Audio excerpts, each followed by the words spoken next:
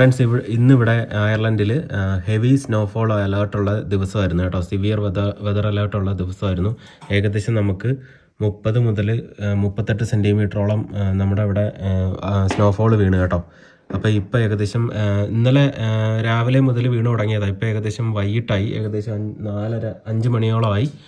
ഇപ്പം നോക്കി വീണ് കിടക്കുന്നതിൻ്റെ ആ ഒരു ഇൻറ്റൻസിറ്റി നോക്ക്. നമ്മുടെ ഒരു കാറ് ലച്ചു കൊണ്ടുപോയി. രാവിലെ ഡ്രൈവ് ചെയ്ത് പോയപ്പോൾ കുറച്ചൊക്കെ സ്ലൈഡ് ചെയ്യുന്നുണ്ടായിരുന്നു, പക്ഷേ കുഴപ്പമില്ലാതെ ഓടിച്ച് പോയായിരുന്നു രാവിലെ. പക്ഷേ ഇങ്ങോട്ട് വരാൻ പറ്റുമെന്ന് എനിക്ക് തോന്നുന്നില്ല. അപ്പം ഞാൻ പറഞ്ഞു ലിമറിക്കിൽ എവിടെയെങ്കിലും നിൽക്കുകയോ അല്ലെങ്കിൽ പിന്നെ അവർക്ക് റൂം കിട്ടും ചിലപ്പം, അപ്പോൾ ആ റൂമിൽ സ്റ്റേ ചെയ്യുകയോ അങ്ങനെ എന്തെങ്കിലും ചെയ്യാൻ പറഞ്ഞു. ഇത് കണ്ടോ, ആ വണ്ടിയുടെ ബേസിൻ്റെ അത്രയും തന്നെ ഹൈറ്റിന് ഇത് വീണിട്ടുണ്ട്. കണ്ടോ വണ്ടി ഡ്രൈവേയിലെ ഐസ് മാറ്റാതെ വണ്ടി മൂവ് ചെയ്യാൻ പറ്റത്തില്ല. കാരണം ഫ്രണ്ട് മഡ് ഗാർഡിൽ ഫ്രണ്ടിലത്തെ ഇതിൽ ഐസ് തടഞ്ഞിട്ട് ഒത്തിരി ഹെവി ആയിട്ട് ഐസ് വരും കേട്ടോ. അപ്പം ഞാനും കുഞ്ഞൂസും മാത്രമേ ഉള്ളൂ വീട്ടിൽ. പിന്നെ അത് പോരാത്തതിന് ഇവിടെ ഇപ്പോൾ കറണ്ട് പോയി കേട്ടോ. ഇപ്പോൾ വൈകിട്ടായപ്പോഴത്തേക്കും കറണ്ട് പോയി. അപ്പം ഞങ്ങളിപ്പം ഇരുട്ടത്തായിരിക്കുന്നത്. പക്ഷേ ഞങ്ങൾ സർവൈവ് സ്കെയറിയാ ഇരുട്ട്. പക്ഷെ ഞങ്ങളുടെ കയ്യിൽ മറ്റേ ഇങ്ങനത്തെ ക്യാൻഡിലൊക്കെ ഉണ്ട്. അപ്പം ക്യാൻഡിലും ടോർച്ചും ഇരിപ്പുണ്ട്. പിന്നെ അതുപോലെ ഞങ്ങൾ ഫയർ ഓൺ ചെയ്തിട്ടുണ്ട്.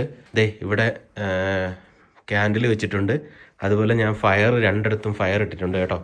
പിന്നെ ഫയറിൻ്റെ മുകളിൽ തന്നെ ഞാൻ ഇപ്പോൾ ഫ്രിഡ്ജൊന്നും വർക്ക് ചെയ്യത്തില്ല. എല്ലാം കറണ്ട് ഇല്ലാത്തതുകൊണ്ട് എല്ലാം ഇതായിട്ടിരിക്കും. അപ്പം ഫുഡൊന്നും ചൂടാക്കാനുള്ള ഒരു വഴിയില്ല, മൈക്രോവേവ് ഒന്നുമില്ല. അപ്പം ഞാൻ ഫയറിൻ്റെ മുകളിൽ തന്നെ ഞങ്ങൾക്ക് കുറച്ച് ബിരിയാണി ഇരിപ്പുണ്ടായിരുന്നു. അപ്പോൾ അത് ചൂടാക്കാൻ വേണ്ടി വെച്ചേക്കുവാണ് കേട്ടോ.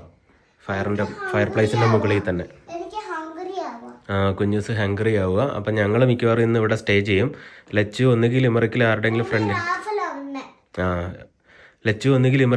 ഫ്രണ്ടിൻ്റെ വീട്ടിൽ കയറും, അല്ലെങ്കിൽ HSCക്കാർ ഇത് കൊടുക്കുകയാണെന്നുണ്ടെങ്കിൽ അവർക്ക് റൂം ഉണ്ടെന്ന് തോന്നുന്നു. HSC അവിടെ ഇങ്ങനത്തെ കണ്ടീഷനൊക്കെ വരുമ്പോൾ റൂം ബുക്ക് ചെയ്ത് കൊടുക്കും ഹോട്ടലിൽ. അപ്പോൾ ഒന്നുകിൽ അവിടെ നിൽക്കാൻ പറ്റുമോ അവർക്ക്, അല്ലെങ്കിൽ ലിമറിക്കിൽ ഡ്രൈവ് ചെയ്ത് സിറ്റിയിലാകുമ്പോൾ കുറച്ച് ഡ്രൈവ് ചെയ്യാൻ പറ്റും. പക്ഷേ ഇവിടെയും ഡ്രൈവ് ചെയ്യാൻ പറ്റും. നമ്മുടെ റോഡൊക്കെ അത്യാവശ്യം ഡ്രൈവിങ് ചെയ്യാൻ പറ്റും. പക്ഷേ റിസ്ക് എടുക്കേണ്ടെന്ന് ഞാൻ പറഞ്ഞു. ഇത്രയും ദൂരം ഡ്രൈവ് ചെയ്ത് 30 മിനിറ്റ്സ് ഉണ്ടല്ലോ നമുക്ക് ഇങ്ങോട്ട്. അപ്പോൾ അത്രയും ദൂരം ഡ്രൈവ് ചെയ്ത് ഇങ്ങോട്ട് വരണ്ടെന്ന് പറഞ്ഞു. അപ്പം HSCക്കാർ അവിടെ, അപ്പോൾ ലച്ച് വർക്ക് ചെയ്യുന്ന ഹോസ്പിറ്റലിൽ നിന്ന് അവിടെ എന്തായാലും അവർക്ക് റൂം കിട്ടുവാണെങ്കിൽ പിന്നെ അവിടെ നിന്നാൽ മതിയല്ലോ, രാവിലെ ആകുമ്പോൾ വന്നാൽ മതിയല്ലോ. അപ്പോൾ ഇവിടെ ഞാൻ ഫയർ ഇട്ടിട്ടുണ്ട്. നോക്കി എന്ത് ഇരുട്ടാന്ന് നോക്കി. അതുപോലെ ഇവിടെയും ഫയർ ഇട്ടിട്ടുണ്ട് കേട്ടോ. ഇവിടെ ഫയർ അണഞ്ഞു പോയെന്ന് തോന്നുന്നു, പക്ഷെ നല്ല ചൂടുണ്ട്. അതെ,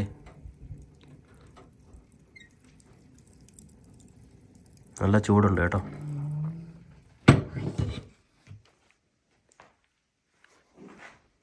ഫ്രണ്ട്സ്, ഞാൻ ബിരിയാണി എടുത്ത് അപ്പുറത്തെ ഇതിനകത്ത് വെച്ച് കേട്ടോ. അടച്ചു വെച്ചിട്ട് ചൂടാക്കുവാണേ. ദേ കുഞ്ഞൂസ് ടോർച്ചും കൊണ്ടിരിക്കുന്നത്. അങ്ങോട്ട് അടിച്ചേ കുഞ്ഞു. നമ്മുടെ ബിരിയാണി എടുക്കാം. ദേ ഇതിൻ്റെ താഴെ ഫയറുണ്ടേ, ഉണ്ടോ?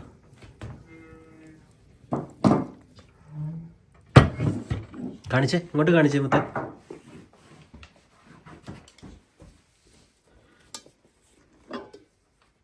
കണ്ടോ നമ്മുടെ ബിരിയാണി ചൂടായി കേട്ടോ. കണ്ടോ ചെറിയ ആവിയൊക്കെ വരുന്നുണ്ട്. ജസ്റ്റ് ചൂടാക്കിയാൽ മതി, ഓൾറെഡി നല്ല ഇതായിട്ടിരിക്കുക. അപ്പോൾ നമുക്ക് ഇവിടെ നിന്ന് എടുക്കാം.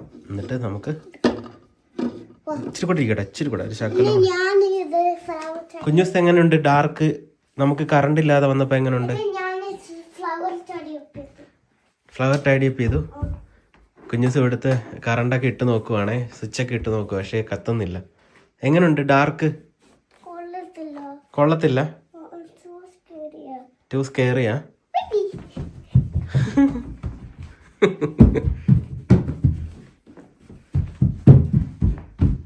Old ages. പണ്ട് കാലത്ത് നമ്മളിങ്ങനെ കറണ്ടില്ലാതെ മെഴുകുതിരിയൊക്കെ കത്തിച്ച് നിൽക്കത്തില്ല, അതുപോലെ ഉണ്ട്. ഇവർക്കതൊന്നും എക്സ്പീരിയൻസ് ഇല്ലല്ലോ ശരിക്കും, അതുകൊണ്ടാണ്. പുറത്ത് നല്ല നല്ല സ്നോയും ഉണ്ട്, അതുപോലെ സൺസെറ്റ് കഴിഞ്ഞു കേട്ടോ.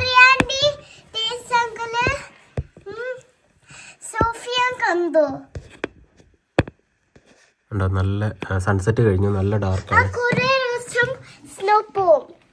നാളെ സ്നോ പോവായിരിക്കും.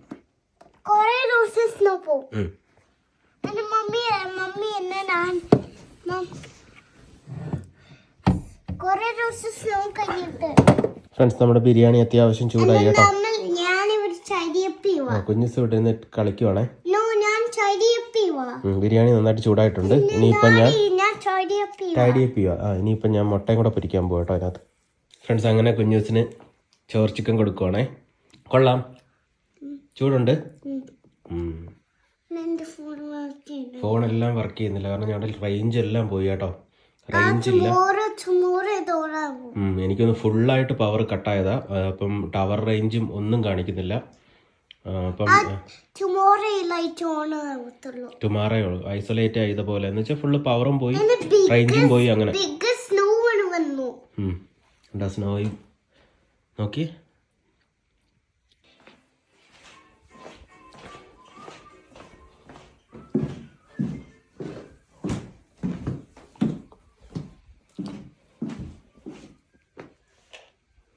നമ്മുടെ മുട്ട ഏകദേശം കുക്കായിട്ടുണ്ട് കേട്ടോ, കുക്കായി വരുന്നുണ്ട്. ഇതിനകത്ത് തീ കിടപ്പുണ്ട് കേട്ടോ, ഇത് കാണാൻ പറ്റുന്നില്ല.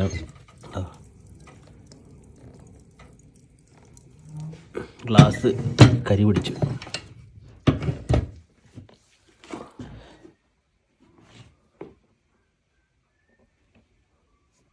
ഫ്രണ്ട്സ് നമ്മുടെ എഗ്ഗ് ആയിട്ടുണ്ട് കേട്ടോ, ഞാനെടുത്തു എഗ്ഗ്. അപ്പം കളിക്കാം നമുക്ക്. ഓക്കെ, ഔട്ട് സൈഡ് നല്ല ഡാർക്കായേ. ഓക്കെ, ഔട്ട് സൈഡ് നല്ല ഡാർക്കായി കേട്ടോ. അപ്പോൾ എഗ്ഗ് കൂടെ കഴിക്കാൻ പോവാം. ടു സ്കേറിയ. Okay, no problem. കുഞ്ഞൂസിൻ്റെ മൊബൈലിൽ കുറച്ച് ഗെയിംസ് കിടപ്പുണ്ട്, അതുകൊണ്ട് കുഞ്ഞൂസ് അത് വെച്ച് അഡ്ജസ്റ്റ് ചെയ്ത് കളിച്ചുകൊണ്ടിരിക്കുകയാണേ. അപ്പം എഗ്ഗ് കൂടെ കഴിച്ച് നമ്മൾ ഡിന്നർ വൈൻഡപ്പ് ചെയ്യും. ലച്ചൂടുണ്ടായിരുന്ന അടിപൊളിയായിരുന്നു കേട്ടോ. ലച്ചു മിക്കവാറും എനിക്ക് മൊബൈലിൽ റേഞ്ച് ഇല്ലാത്തതുകൊണ്ട് അറിയാൻ പറ്റുന്നില്ല. ഞാൻ എന്തായാലും മെസ്സേജ് ഇട്ടായിരുന്നു അതിന് മുന്നേ, റേഞ്ച് പോകുന്നതിന് മുന്നേ. പവർ പോയപ്പോൾ റേഞ്ച് പോയി. അപ്പം ടവറിൻ്റെയും പവർ പോയി കാണും, അതുകൊണ്ടാണ് റേഞ്ച് പോയത്. ഞാൻ മെസ്സേജ് ഇട്ടായിരുന്നു ലച്ചുവിൻ്റെ അടുത്ത് അവിടെ അവിടെ നിൽക്കാം. യെസ്, ലച്ചുകൂടെ ഉണ്ടായിരുന്നു. നമുക്ക് ക്യാൻഡിൽ ലൈറ്റ് ഡിന്നറൊക്കെ എൻജോയ് ചെയ്ത് ഇങ്ങനെ ഇരിക്കായിരുന്നു. ഇനിയിപ്പോൾ നാളെ മോർണിംഗ് കാണും. അപ്പം ഞാൻ ഇതോടെ കഴിക്കട്ടെ. ഫ്രണ്ട്സ് അങ്ങനെ ഞങ്ങൾ കിടന്നു കേട്ടോ, ഞാനും കുഞ്ഞൂസും. കുഞ്ഞൂസും ഇവിടെ ഉണ്ട്. 6:30 ആയി ഏകദേശം. ഒന്നും കാണാൻ പറ്റുന്നില്ല, ജസ്റ്റ് മെഴുകുതിരിയുടെ വെട്ടത്തിലാണ്. ഈ മെഴുകുതിരി കുറച്ച് കഴിഞ്ഞ് ഞാനങ്ങ് ഓഫ് ചെയ്യും. അപ്പം 6:30 ഞങ്ങൾ കിടക്കുവാണേ.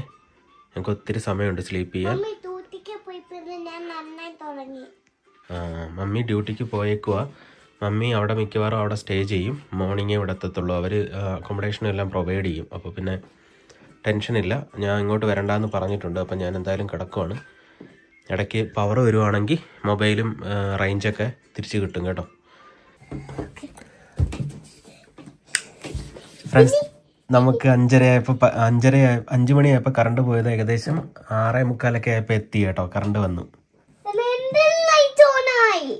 ഇവിടെ ലൈറ്റ് ഓണായി. അപ്പം നമുക്ക് ലൈറ്റ് എല്ലാം സെറ്റായി. ഇതുവരെ റേഞ്ച് വന്നിട്ടില്ല. അപ്പം ഞങ്ങള് അപ്പം നമ്മള് ക്യാൻഡിലൊക്കെ ഓഫ് ചെയ്തു. കൊള്ളാം. അപ്പം ഇനി റേഞ്ച് ഇവിടെ വരുമ്പം നമ്മളെല്ലാം ഓക്കെ ആവും കേട്ടോ. റേഞ്ച് ഇതുവരെ വന്നിട്ടില്ല. റേഞ്ച് വരുമ്പം ലച്ചുവിനെ ഒന്ന് കോണ്ടാക്ട് ചെയ്ത് നോക്കണം. യെസ്.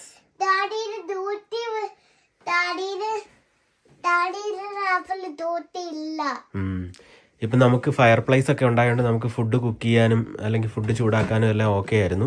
പിന്നെ ഗ്യാസ് കണക്ഷൻ ഉള്ളവർക്ക് കുഴപ്പമൊന്നുമില്ല. ഗ്യാസിൽ എല്ലാം കുക്ക് ചെയ്യാനും കഴിക്കാനും എല്ലാം ഓക്കെ ആവും. പക്ഷേ ഇലക്ട്രിക് സ്റ്റൗ ഒക്കെ ഉപയോഗിക്കുന്നവർക്ക്, നമ്മളെപ്പോലെ ഇലക്ട്രിക് കുക്ക് ടോപ്പൊക്കെ ഉപയോഗിക്കുന്നവർക്ക് ഫയർ പ്ലേസ് ഭയങ്കര യൂസ്ഫുള്ളാണ്.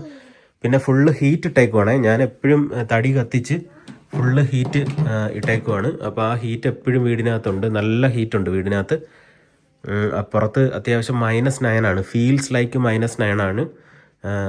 അല്ലാതെ 0 ഡിഗ്രി -1 എന്തോ ആണ്. പക്ഷേ ഫീൽസ് ലൈക്ക് -9 ആണ്. അപ്പം എന്നാൽ പോലും നമുക്ക് വീടിനകത്ത് നല്ല ഹീറ്റുണ്ട് കേട്ടോ. അപ്പോൾ ഞാൻ എന്തായാലും മൊബൈൽ ചാർജ് ചെയ്ത് വെക്കട്ടെ. ഇനിയിപ്പോൾ പവർ പോകുമെന്ന് അറിയാൻ പറ്റത്തില്ല. കാരണം ഐസ് വന്ന് വീണിട്ട് ഈ ലൈൻ കമ്പിയും മരങ്ങളും എല്ലാം വെയിറ്റ് കൂടും. അപ്പോൾ ആ മരങ്ങളൊക്കെ വെയിറ്റ് കൂടിയിട്ട് ഒടിഞ്ഞ് വീണിട്ടൊക്കെയാണ് ഈ പവർ കട്ടാവുന്നത്. അപ്പം പറയാൻ പറ്റത്തില്ല. അപ്പോൾ എന്തായാലും സ്നോ ഒത്തിരി ഉണ്ട്. നല്ല സ്നോഫോൾ ആയിരുന്നു. ഹെവി സ്നോഫോൾ ആയിരുന്നു. അപ്പോൾ സ്നോഫോൾ തീർന്നു ഏകദേശം. പക്ഷേ ഏകദേശം 30 മുതൽ 38 സെൻറ്റിമീറ്ററോളം സ്നോഫോൾ വീണായിരുന്നു കേട്ടോ. അപ്പോൾ ഞാൻ എന്തായാലും മൊബൈലൊക്കെ ചാർജ് ചെയ്ത് വെക്കട്ടെ. ഫ്രണ്ട്സ്, പവറൊക്കെ വന്നപ്പം കുഞ്ഞൂസ് വീണ്ടും എഴുന്നേറ്റ് റെഡി ആയിട്ടിരിക്കുവാണ്. ലച്ചു ആദ്യം അവിടെ നിൽക്കാമെന്ന് പറഞ്ഞാണ്. ഇപ്പം പ്ലാൻ മാറ്റി. ഇപ്പം എത്തും.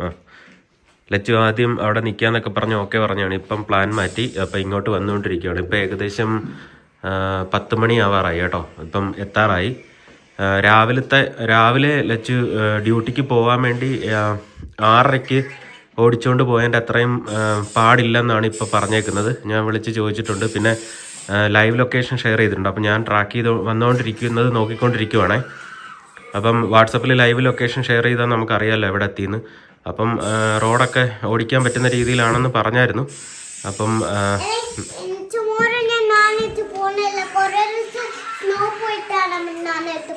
യെസ്. ഇപ്പം എനിക്ക് നൈറ്റിന് പോകാൻ പറ്റിയില്ല. കാരണം ഞാൻ വിളിച്ച് പറഞ്ഞായിരുന്നു എനിക്ക് വണ്ടി എടുക്കാൻ പറ്റത്തില്ല, ഡ്രൈവേ ഒക്കെ ഫുള്ളാന്നുള്ള രീതിയിൽ. നമ്മുടെ ഇപ്പോഴത്തെ ബാക്കിലത്തെ കണ്ടീഷൻ നോക്കി. വണ്ടി നല്ല ഫുള്ളായിട്ട് കിടക്കുവാണ്. ഓടിച്ച് എടുക്കാൻ പറ്റത്തില്ല. പിന്നെ അതുമല്ല കുഞ്ഞൂസിനെ മൈൻഡറിൻ്റെ അടുത്താക്കിയിട്ട് വേണം ഞങ്ങൾക്ക് പോകാൻ. അപ്പോൾ ഇൻ കേസ് ലിൻസിക്ക് വരാൻ പറ്റിയില്ലെങ്കിൽ കുഞ്ഞൂസിനെ വന്ന് 9:30 ഞാൻ നൈറ്റിന് പോകുമ്പോഴത്തേക്കും കുഞ്ഞൂസിനെ മൈൻഡറിൻ്റെ അടുത്താക്കിയിട്ടാണ് പോകുന്നത്. അപ്പം ലിൻസിക്ക് വരാൻ പറ്റാത്തൊരു സിറ്റുവേഷൻ വരുവാണെന്നുണ്ടെങ്കിൽ മൈൻഡറിൻ്റെ അടുത്ത് കുഞ്ഞൂസ് സ്റ്റക്കായി പോകും. അപ്പോൾ അതുകൊണ്ട് ഞാൻ എന്തായാലും നൈറ്റിൽ പോകുന്നില്ല എന്ന് പറഞ്ഞ് മുന്നേ ഇൻഫോം ചെയ്തിട്ടുണ്ടായിരുന്നു. ഞാനിന്ന് വരത്തില്ല, എനിക്ക് ഡ്രൈവ് ചെയ്യാൻ പറ്റത്തില്ല എന്നുള്ള രീതിയിൽ. അപ്പോൾ അതുകൊണ്ട് വേറെ സീനില്ല. പിന്നെ ലിൻസി ആദ്യം അവിടെ നിൽക്കാമെന്നാണ് വിചാരിച്ചത്. പക്ഷേ അവൾ ഓടിക്കാൻ നോക്കിയപ്പോഴത്തേക്കും കുഴപ്പമില്ല, ഡ്രൈവ് ചെയ്യാൻ പറ്റുന്നുണ്ട്. അപ്പം ഇങ്ങോട്ടിങ്ങ് വരാമെന്ന് വിചാരിച്ചു. അങ്ങനെ ഇപ്പോൾ എത്തും കേട്ടോ. അപ്പോൾ ലിൻസി വരുമ്പോഴത്തേക്കും നമുക്ക് ലച്ചുവിൻ്റെ അടുത്ത് ചോദിക്കാം എങ്ങനെ ഉണ്ടായിരുന്നു എന്നൊന്ന് ജസ്റ്റ് ഒന്ന് ചോദിക്കാം. കണ്ടോ, ഞങ്ങളുടെ ക്രിസ്മസ് ഡെക്കറേഷനൊന്നും ഞങ്ങൾ മാറ്റിയിട്ടില്ല കേട്ടോ. അതെല്ലാം കാറ്റടിച്ച് ഫ്രണ്ടിലേക്ക് വീണു. ലച്ചിത് വരുന്നുണ്ടേ.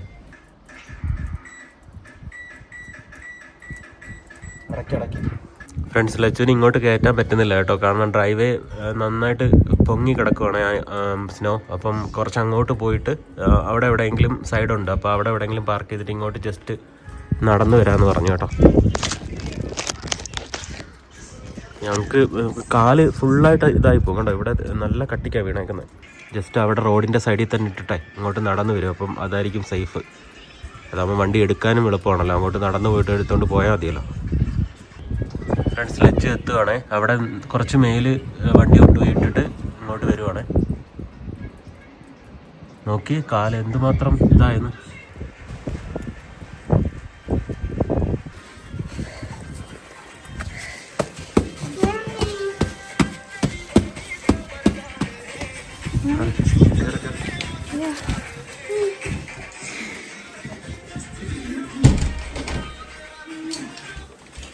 ഫ്രണ്ട്സ്, ലച്ചു അങ്ങനെ ധീരമായി വണ്ടി ഓടിച്ച് ഇവിടെ വരെ എത്തിയതാണ്. ലച്ചു, നിനക്ക് അവിടെ സ്ട്രാൻഡ് ഹോട്ടലിൽ ബുക്കിംഗ് അക്കോമഡേഷൻ ഒക്കെ ഉണ്ടായിരുന്നല്ലോ, പിന്നെന്താ നീ അവിടെ നിൽക്കാൻ?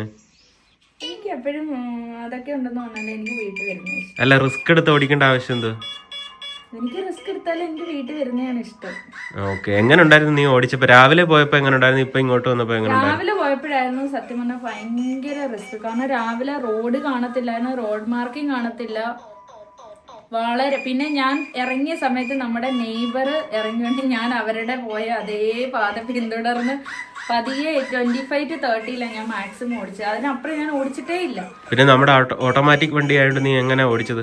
ഞാൻ ഓടിച്ചതെന്ന് വെച്ച് കഴിഞ്ഞാൽ നമ്മുടെ വണ്ടി മാനുവലിന്റെ S2 ഇട്ടിട്ട് 25 to 30 എന്ന് വെച്ചാൽ ആ ഒരു സ്പീഡ്. മാനുവൽ ഓട്ടോമാറ്റിക് വണ്ടി ആണെങ്കിലും മാനുവലി ഓടിക്കാൻ പറ്റുന്ന ഓപ്ഷൻ ഉണ്ടെങ്കിൽ ഐസ് വരുമ്പോൾ മാനുവലി ഷിഫ്റ്റ് ചെയ്തിട്ട് സെക്കൻഡ് ഗിയറിലും ഫസ്റ്റ് ഗിയറിലും മാത്രം ഓടിക്കണം. ഞാൻ അങ്ങനെയാണ് ശരിക്കും. എന്നിട്ട് ബ്രേക്ക് വളരെ മൈൽഡ് ആയിട്ട് അപ്ലൈ ചെയ്യാം അല്ലേ? ഞാൻ ശരിക്കും പറഞ്ഞാൽ ബ്രേക്കും ആക്സിലേറ്ററും ഞാൻ സ്റ്റഡി ആയിട്ടാണ് കൊടുത്തത്. അത് കൂട്ടിയതും ഇല്ല കുറച്ചതില്ല, അതേ രീതിയിൽ ഞാൻ സ്ലോ പേസിൽ പോയത്. ന്യൂപോർട്ട് വരെ ഓക്കെ ആയിരുന്നു. ന്യൂപോർട്ട് കഴിഞ്ഞിട്ട് പ്രത്യേകിച്ച് ഒന്നും ഫീൽ ചെയ്യാനേ ഇല്ലായിരുന്നു. തിരിച്ചിങ്ങോട്ട് വന്നപ്പോൾ എല്ലാവരും എന്നെ സ്കെയറി ആക്കി തുടങ്ങി. എന്തോ വണ്ടി ട്രാക്ടർ ഇവിടെ ഓരോ വണ്ടി വലിച്ചുകൊണ്ട് പോകുന്നു, അത് പോകുന്നു, ഇത് പോകുന്നു. ഞാൻ നോക്കിയപ്പോൾ ഞാൻ രാവിലെ വന്നപ്പോൾ ഞങ്ങളുടെ ഹോസ്പിറ്റൽ അവിടെ ഓൾറെഡി ഫുൾ ഐസാണ്. തിരിച്ചിങ്ങോട്ട് വന്നപ്പോൾ അവിടെ ഒന്നും ഐസേ ഇല്ല. ഒരു കാറിന്റെ മേളിൽ പോലും അവിടെ ഐസില്ല. അതിനർത്ഥം അവിടെ അത്രയും ഹോസ്പിറ്റലിന്റെ അവിടെ. അപ്പൊ ഞാൻ നോക്കിയപ്പോ അവിടെ അത്രയും ക്ലിയർ ആണ്. പിന്നെ എന്തുകൊണ്ട് ഇങ്ങോട്ട് വരുമ്പോ നമ്മുടെ ഇവിടെ എങ്ങനെ ഐസ് കണ്ടിട്ട്? ഇവിടെ ന്യൂപോർട്ട് വരെ വലിയ കുഴപ്പമില്ല. പക്ഷെ ന്യൂപോർട്ടിൽ നിന്ന് കയറിയപ്പം ഇതേപോലെ തന്നെ. പക്ഷെ ഞാൻ രാവിലെ ആയിരുന്നു സത്യം പറഞ്ഞാൽ ഭയങ്കര റിസ്കി ആയിട്ട് ഓടിച്ചത്. റിസ്കി എന്ന് വെച്ച് കഴിഞ്ഞാൽ റോഡൊന്നും കാണത്തില്ല. ഇപ്പം എന്ന് പറഞ്ഞാൽ തിരിച്ചിങ്ങോട്ട് വന്നപ്പോൾ ഓൾമോസ്റ്റ് എല്ലാ രാവിലെ പോലെ പോയ വണ്ടിയുടെ ടയറിന്റെ അത്രയും ഭാഗത്തിൽ കുഴിഞ്ഞ് റോഡ് നല്ല ക്ലിയർ ആണ്. സൈഡിലൊക്കെ വെള്ളം കിടക്കുക, ഐസ് ഒന്നും ഇല്ലാണ്ട്. എന്നുവെച്ചാൽ ബ്ലാക്ക് ഐസ് ഇല്ലാണ്ട് വെള്ളമായിട്ട് അവിടെ കിടക്കുക. അപ്പൊ ഞാൻ ആ സെയിം വഴിയാണ് ഫോളോ ചെയ്ത് വന്നത്. അതുകൊണ്ട് എനിക്ക് വലിയ ബുദ്ധിമുട്ടില്ല. പിന്നെ പക്ഷെ നീ ഒന്ന് ആലോചിച്ച് വെക്ക്, ഇപ്പൊ ഞാൻ നൈറ്റ് ഡ്യൂട്ടിക്കും പോയി കുഞ്ഞൂസിനെ നമ്മൾ മൈൻഡറിനെ ഏൽപ്പിച്ചു, നിനക്ക് വരാനും പറ്റാത്തൊരു സിറ്റുവേഷൻ ആയിരുന്നെങ്കിൽ? അങ്ങനെ പറ്റില്ല. അങ്ങനെയാണ് നീ പണി കിട്ടിയാനെ.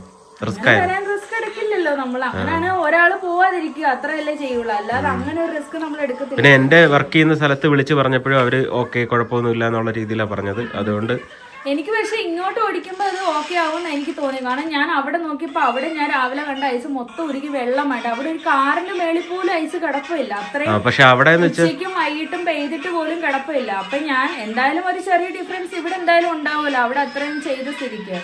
അപ്പൊ ഞാൻ ആ ഒരു കോൺഫിഡൻസിലാണ് ഓടിച്ചത് തന്നെ. പക്ഷെ ഇവിടെ എന്ന് വെച്ചാൽ രാവിലെ വീണ എല്ലാ ഐസും ഇപ്പോഴും കിടപ്പുണ്ട്. ഏകദേശം 20 ഇഞ്ചോളം കനത്തിന് ഐസ് വീണിട്ടുണ്ട്. പക്ഷെ വിഷു നിങ്ങൾ പുറത്ത് ഇറങ്ങാത്തത് കൊണ്ടാണ് ആ ഐസ് അവിടെ കിടക്കുന്നത്. പക്ഷെ ആ റോഡിലുള്ള ഐസ് എന്ന് വെച്ചാൽ രാവിലെ മുതൽ വണ്ടികൾ പോകുന്ന പാതയിലുള്ള ഐസുകൾ ഓൾറെഡി ഉരുകിപ്പോയി മാറിയിട്ടുണ്ട്. ആ ഭാഗം മാത്രം ക്ലിയർ ആയിട്ട് കിടക്കും. നടുവിൽ മാത്രമേ ഉള്ളൂ ഐസ് കിടക്കും. നമ്മളപ്പോ നടുവിൽ ഓടിക്കണ്ട, ആ റോഡ് പോകുന്ന അതേ വഴി മാത്രം ഫോളോ ചെയ്ത് കഴിഞ്ഞാൽ സുഖമായിട്ട് ഈ പറഞ്ഞ പോലെ സെയിം ഞാൻ മാനുവലില് S2 ഇട്ടിട്ടാണ് പതിയെ ഓടിച്ചത്. ഒരു കുഴപ്പമില്ലാണ്ട് എത്തി. പിന്നെ നമുക്ക് ഇവിടെ കയറ്റാൻ പറ്റിയില്ല എനിക്ക്, കാരണം അത്രയും ഹൈറ്റിൽ കിടക്കുന്നതുകൊണ്ട് വണ്ടി അങ്ങോട്ട് കയറുന്നില്ല. പിന്നെ ഞാൻ ഇവിടുന്ന് നേരെ കൊണ്ടുപോയി നമ്മളുടെ വില്ലേജിന്റെ മെയിൻ അവിടെ ഇവരുടെ സ്കൂളിന്റെ ഫ്രണ്ടിൽ ഞാൻ കൊണ്ട് പാർക്ക് ചെയ്തിട്ട് ഞാൻ അവിടെ നിന്ന് ഇങ്ങോട്ട് നടന്നു വന്നു.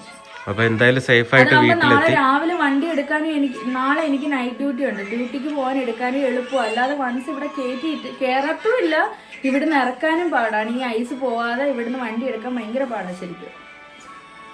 അപ്പൊ എന്തായാലും സേഫ് ആയിട്ട് വീട്ടിൽ എത്തി. എനിക്ക് പറയാനുള്ളത് വൺസ് ഇൻ എ വൈൽ നിങ്ങൾ ഈ അഡ്വഞ്ചറസ് ഒന്ന് എക്സ്പീരിയൻസ് ചെയ്യണം. എനിക്ക് വലിയ എന്തോ അത്ര നമ്മളങ്ങ് ഭയങ്കര റിസ്ക് എടുത്ത് ഓടിക്കുന്നതല്ല എനിക്കിതല്ല. വണ്ടി പതിയെ സ്ലോ ചെയ്ത് ഓടിച്ചു കഴിഞ്ഞാൽ നോർമലായിട്ട് നമ്മൾ വണ്ടി ഓടിക്കുന്ന പോലെ എനിക്ക് ഫീൽ ചെയ്യുള്ളൂ. എന്ന് വെച്ചാൽ അധികം ഹാഷായിട്ട് ബ്രേക്ക് കൊടുക്കാതെ നമ്മൾ നോർമലി എങ്ങനെയാണോ ഭയങ്കര സ്പീഡ് കുറച്ച് വണ്ടി ഓടിക്കുന്നത് അതേ രീതി ഓടിച്ചാൽ മതി. എനിക്ക് വലിയ ഇതായിട്ട് തോന്നില്ല. പക്ഷെ ഒരു രസം ഇങ്ങനെയൊക്കെ സ്നോയിലൊക്കെ ആദ്യമായിട്ടാണ് ഞാൻ ഓടിക്കുന്നത്. അപ്പോൾ ഒരു കോൺഫിഡൻസ് ആയി. ഇനിയിപ്പം വന്നു കഴിഞ്ഞാൽ നമുക്ക് നമ്മളെ തളത്തില്ല. അപ്പൊ ശരി, എന്തായാലും ധീരമായിട്ട് വീട്ടിലെത്തി. സേഫ് ആയിട്ട് ഞങ്ങൾ ഇവിടെ ഇരിക്കുന്നു. സേഫ് ആയിട്ട് എത്തിയെന്ന് പറയാം, ധീരമായിട്ടല്ല, സേഫ് ആയിട്ട് വീട്ടിലെത്തി. അപ്പൊ ശരി എന്നാ, ഓക്കെ. എല്ലാവർക്കും ഗുഡ് നൈറ്റ്.